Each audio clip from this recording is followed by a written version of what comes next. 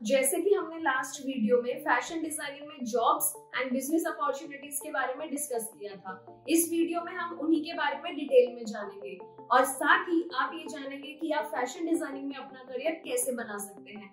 अगर आपने हमारा लास्ट वीडियो नहीं देखा है तो ऊपर दिए गए आई बटन पे आप टैप करके हमारा लास्ट वीडियो देख सकते हैं। Hello everyone, this is Anshika Gupta, faculty at IIT Jaipur. Today we are here to discuss about top 5 job opportunities in fashion designing. So after completing course in fashion designing, you can go for various jobs.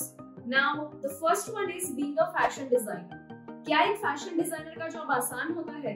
हम में से कई लोगों ने कई बार ये सोचा होगा कि डिजाइनर्स की रिस्पॉन्सिबिलिटीज होती क्या है। तो आइए इसके बारे में जानते हैं। Every fashion house, boutique, malls have their own collection and that collection is designed by responsible fashion designers. एक डिजाइनर मार्केट की रिक्वायरमेंट्स के अकॉर्डिंग एक कलेक्शन को रेडी करता है। किसी भी डिजाइन को रेडी करने के लिए बहुत सारे स्टेप्स इन्वॉल्व होते हैं, जैसे choosing the right fabric, deciding the proper colours and creating the proper style and the look. The job of a fashion designer is to create designs from scratch, but the one can always look for an inspiration. क्या एक fashion designer अकेला ही पूरा collection ready करता है या और भी लोग उनके साथ इन्वॉल्व होते हैं? Let's find out. Because the process of designing is a daunting task and a senior designer can't perform all the tasks alone. So he or she needs a team to help. वहाँ आते हैं assistant designers. Assistant designers can be freshers जो कि एक recognized institute से pass out होते हैं. They actually take responsibility under the senior fashion designer. Assistant designers को पूरे कलेक्शन प्रोसेस में किसी भी रिस्पॉन्सिबिलिटी के लिए इंक्लूड किया जा सकता है, जैसे creating the illustrations, deciding the designs, looking into manufacturing process and the packaging. इसके बाद हमारे पास आ जाते हैं पैटर्न मेकर्स। पैटर्न मेकर्स कौन होते हैं और इनकी रिस्पॉन्सिबिलिटीज क्या होती है? Let's find out. जब हम कोई कलेक्शन के लिए डिजाइन रेडी करते हैं तो सबसे पहले उसके पैटर्न्स बनाए जाते हैं और उन्हीं पैटर्न्स को यूज करके बल्क प्रोडक्शन किया जाता है। पैटर्न मेकिंग का काम बहुत रिस्पॉन्सिबिलिटी का काम होता है। पैटर्न्स में अगर कोई गड़बड़ होती है तो पूरे डिजाइन मैन्युफैक्चरिंग को वो डिस्टर्ब कर देता है। So patterns has to be accurate and perfect. Pattern makers create blocks on brown paper according to the sizes and designs. To conclude, pattern maker turns a designer's idea into a pattern and that pattern is used by tailors to create a wearable garment.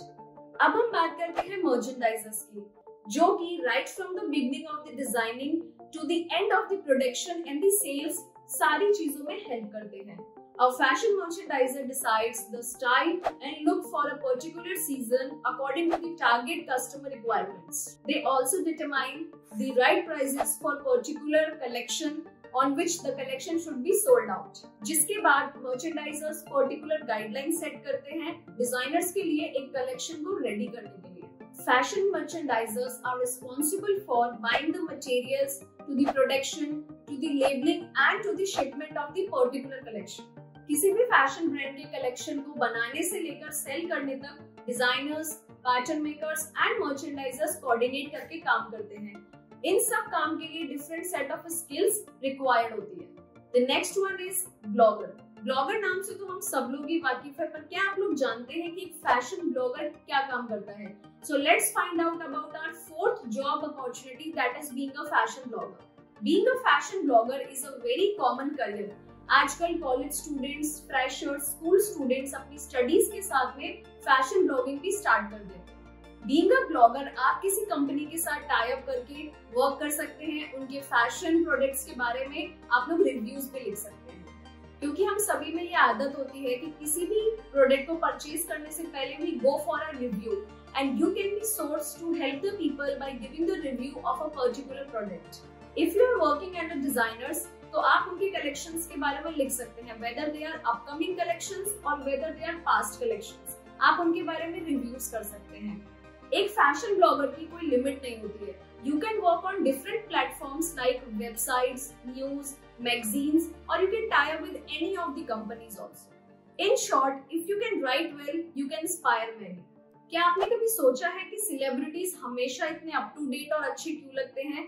And how they can change their outfits according to the events so fast? Let's find out.